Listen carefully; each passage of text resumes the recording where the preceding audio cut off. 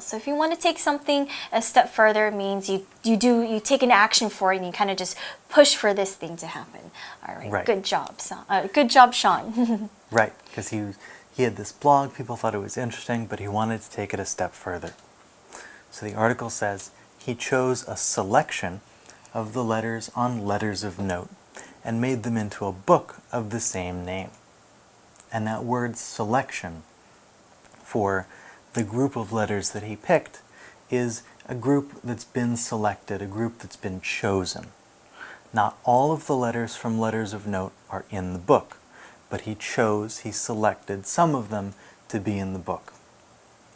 And another example of the word selection could be, this CD is a selection of the singer's most popular songs. So not all of them, but some of them have been chosen.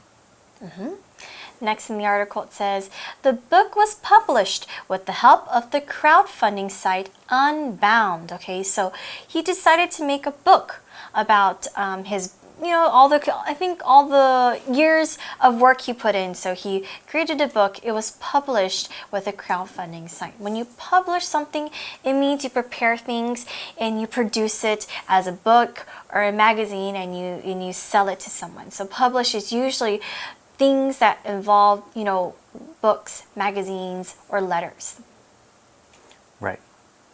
And we saw this phrase, with the help of, which is a phrase meaning that someone or something helped with what's being done. In this case, the crowdfunding site Unbound helped the author publish the book. An example might be, I studied for the test with the help of my friend, who quizzed me on the things in the book. So if you get help from someone or something, you can say that you did it with the help of. All right, so we said that he published his book through a crowdfunding site. Now, site here is just short for the word website, okay? So if you are using Facebook, that is a website. We can also shorten it to site. Right. Now, we said it was a crowdfunding site. Now, crowdfunding is when a lot of people you don't know, they donate money to start a project. And usually people, if I'm starting a project and I really want something to happen, or if I have a great product I really want to push out, I might ask for some crowdfunding. It means that I collect money through the internet, through people that I probably don't know, but they support me, they like my idea. And you don't always have to give a lot of money. Sometimes even just maybe 10 NT or 50 NT can help this person with their project. And if they get more people, then there's more money that comes into that as well. So crowdfunding doesn't always have to be a lot of money, but then just a little bit of money is fine as well. It really depends on how much money you want to give towards the project. Right. And we find out if he got a little bit of money or a lot of money, because the article tells us Letters of Note was a big success, allowing Usher to publish 2 more books. So a lot of people like reading letters to other people. And next it says, one is a collection of letters, the other lists of note.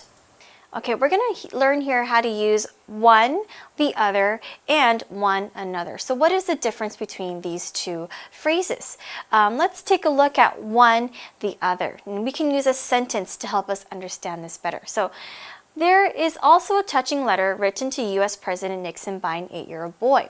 Okay, so this is our main sentence. Now, what if I want to use one, the other? Okay, one, the other, we use it when we have a 不定代名词. Okay, so we use this with indefinite pronouns, meaning we are not sure who the person is. So, for example, could be someone, anyone, nobody, somebody, anybody. Say when the other person is that, we don't know who the person is. For example, in the article it says one is a second collection of letters, the other lists of notes. Okay, I can also use another sentence. One is a chocolate cake, the other is a strawberry cake. So that means one is this one and the other is that. Okay, then we have one another. Okay, we can also say we make chicken a few different ways here. One is fried, another is baked. So these are just the 2 different ways for you to use this grammar point. So we learned here that he published a collection of letters, and he got enough money to make more books as well. Right. He got enough to publish more collections.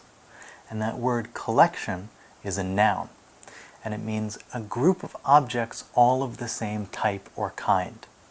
You might have a collection of small statues from your favorite TV show, or a museum might have a collection of old coins. Another example of a collection in this example sentence is, Steve is very proud of his collection of rare stamps. So stamp collecting is a thing that maybe not that many people do these days, but it's an older example of collections that people have. Or for girls, maybe you might have a collection of shoes and bags. It Sure. means that you like bags and shoes a lot, so you might have a lot of them at the same time. All right, so next let's continue reading. It says, included in the first letters of note is a scary note written by Jack the Ripper. All right, so yes, for many of you who don't know who Jack the Ripper is, he was a very famous serial killer in London, right? Right. In the late 1800s, he killed a lot of people. I don't know how much he killed, but and he was never caught. And the article talks about this letter he wrote to the police. Jack's writing style and the words he used plainly show the murderer's dark and twisted mind. And that first vocab word that we heard here was plainly. It's an adverb and it means simply or obviously. The adjective plain can mean obvious. So here, that's what the adverb form is being used to say.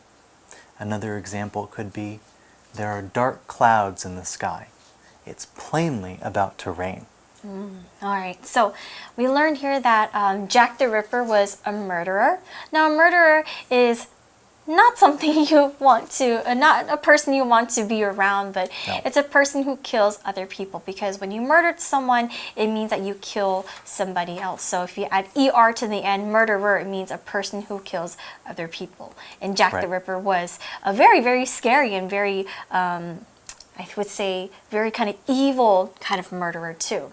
Right. The article used the word twisted about him, which is an adjective. Now, literally, the word twisted means turned around or wrapped around something. When we use it about a person, and in this case about their mind, it means crazy or dark. So if someone is twisted, crazy in a bad way. Another example of how we use this word could be, Tommy thought the horror movie had some really twisted scenes in it, and there was too much blood. So he didn't like it because he thought it was too gross, too dark, basically. too, I would say twisted also is kind of like, oh, this person has very, very strange and kind of evil thoughts. Sure. We can kind of say that. If this person does not have very normal thoughts, we can say. All right, next in the article it says, there is also a touching letter written to U.S. President Nixon by an 8-year-old boy. Okay, so we also have not only scary things, but also really cool letters, really touching letters as well. Sure. It talks about what's in the letter. It says, the writer encourages Nixon to recover from a cold by being good, taking his medicine, and eating vegetables. Aww. Yeah. That word recover that we just heard is a verb, and it means to get better. We recover from being sick or from some other bad situation. An example of how we use it might be, last year, Gina's business was doing badly, but this year it's starting to recover. So we see here we have a lot of really interesting letters. Letters from the Queen, letters from Jack the Ripper, letters to the President. I think I'd be really interested in reading what people wrote to each other, and maybe it might inspire you to write letters to others as well. But let's take a look at the article. It says, Letters of Note has been translated into Chinese, and those who love letters will enjoy this amazing collection. So don't worry if you're thinking, oh no, I really want to read the letters, but it's all in English. Right. How will I understand? Don't worry. it's been translated to Chinese. When you translate something or when you translate a language, it means you change the words from one language to another one. Okay, so sometimes for example, Laura might translate a lot of things that we say in English to Chinese, so it's easier for you guys to understand. Now, we can also use translate in a sentence like this. We can say, can you translate this sentence from Japanese to Chinese? Okay, it means I want to change the words from Japanese to Chinese so I understand the meaning of it. And then we saw another vocabulary word here, and right? The other vocab word was amazing, which is an adjective meaning really good, interesting, or cool. Basically, we use this word about something that makes us go, wow! An example might be, I'm glad I went on a trip to see the huge tower in Tokyo. It was amazing. I agree. And I think the letters of note would also be really amazing to see as well. It'll be an amazing read if you are interested in learning about what famous people say or learning about different things. I think I might try to write a letter to someone because, yes, it is kind of fun to, it is kind of fun to use nice handwriting to pick out your letter, to pick out your stationery, and to mail things out. So if you want to write a letter but you're stuck, you can also check this out. You could check out his blog, you can check out the book, and you can also try to write a letter to your friend or to your teacher or to whoever. All right, so we'll be right back with our For You chat.